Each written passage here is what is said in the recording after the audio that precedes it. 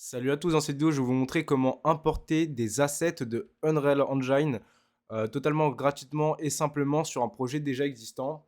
Donc comme vous pouvez voir, moi je suis sur mon petit projet là avec une petite map que j'ai commencé hier soir. D'ailleurs n'hésitez pas à me dire ce que vous en pensez en commentaire. Et comme vous allez pouvoir voir, en fait quand je lance mon projet, quand je lance le jeu, je suis simplement une caméra parce que j'ai pas importé de first person character ou de first person character. Donc first person c'est pour la caméra où on voit l'arme devant, je sais pas comment expliquer ça. Et la third c'est pour voir tout son personnage.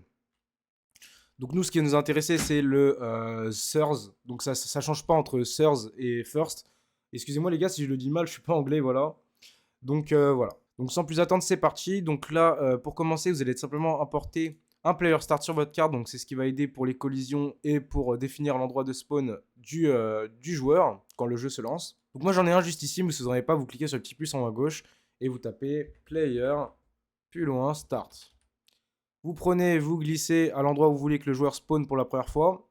Donc imaginons, moi je veux choisir là, donc moi j'en ai déjà un, donc je vais le supprimer. Et bah j'ai décidé qu'il spawnera là, donc moi j'ai rajouté des petits trucs de base comme une lumière directionnelle, l'atmosphère du ciel et l'atmosphère des lumières. Voilà. Mais ça c'est pas du tout important, ce qui est important c'est le player start. Mais si vous voulez rajouter des petits trucs, vous pouvez, avec le petit plus en haut à gauche, vous pouvez vous amuser un peu à changer les petits paramètres, etc. etc. Donc sans plus attendre, c'est parti, on va cliquer sur Content Drawer en bas à gauche. Ce que nous allons faire, c'est aller dans Content. Et on va cliquer sur le petit plus avec la croix verte. Vous allez cliquer dessus, vous allez cliquer sur Add Feature or Content Pack tout en haut. Et là, directement, excusez-moi, vous allez avoir différentes templates préfaites de Unreal Engine. Donc soit en Blueprint, soit en C++. Moi, je vous conseille Blueprint. Après, ça, c'est selon la manière dont vous codez. Mais si vous n'avez jamais codé, je vous conseille Blueprint. C'est le plus simple, c'est le meilleur. Voilà. On peut dire que c'est encore d'actualité. C'est d'actualité forcément, mais peut-être pas autant que Blueprint d'Unreal Engine. Voilà. Donc là, je vais mettre Source Person. Je vais faire Add to Project.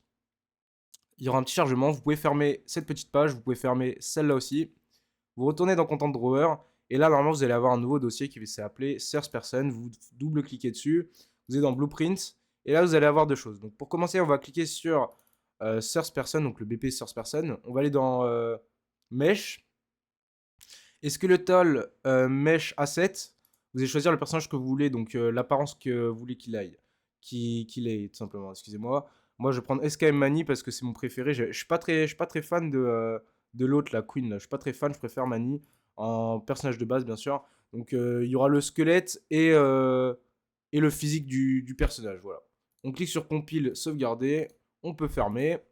On retourne dans Content Drawer et cette fois-ci, on ouvre le BP Source Person Game.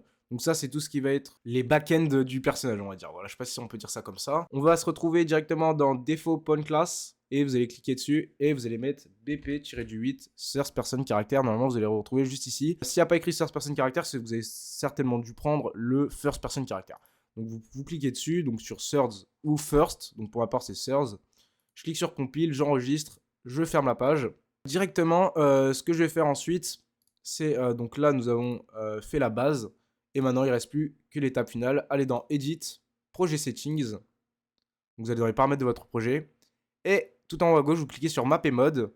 Et tout en haut, vous allez choisir Default Game Mode. Vous allez choisir le BP First Person Game Mode ou First Person Game Mode. Donc je me répète un peu, moi je prends First Person Game Mode. On peut fermer, on enregistre et on peut start. Et là, comme vous pouvez voir, hop, directement, j'ai les animations, j'ai le personnage, je peux sauter, je peux regarder autour. Enfin voilà, j'ai vraiment le truc de base, quoi. Donc c'est franchement plutôt cool. On peut faire 2-3 petites modifications sur le personnage. Donc dans Content Drawer, double-clic sur BP First Person, Viewport. Et puis là, par exemple, on peut changer l'angle de la caméra, on peut l'augmenter comme ça. Tiens, tu sais quoi, je vais... Merde, non, je vais peut-être pas mettre ça comme ça, je vais peut-être mettre ça comme ça, on va tester. On teste, les gars. Hein. Hop. Ok, c'est caméra bizarre un peu. Ok, je vais peut-être remettre un peu comme avant parce que voilà. Peut-être comme ça, fais voir. Tac. Ok, bon en vrai là ça me paraît plutôt cool. Enfin voilà, le tuto est terminé les gars. Si vous voulez d'autres tutos, n'hésitez pas à me le dire en commentaire, je vais en faire souvent. Abonnez-vous, likez et partagez. Et à la prochaine.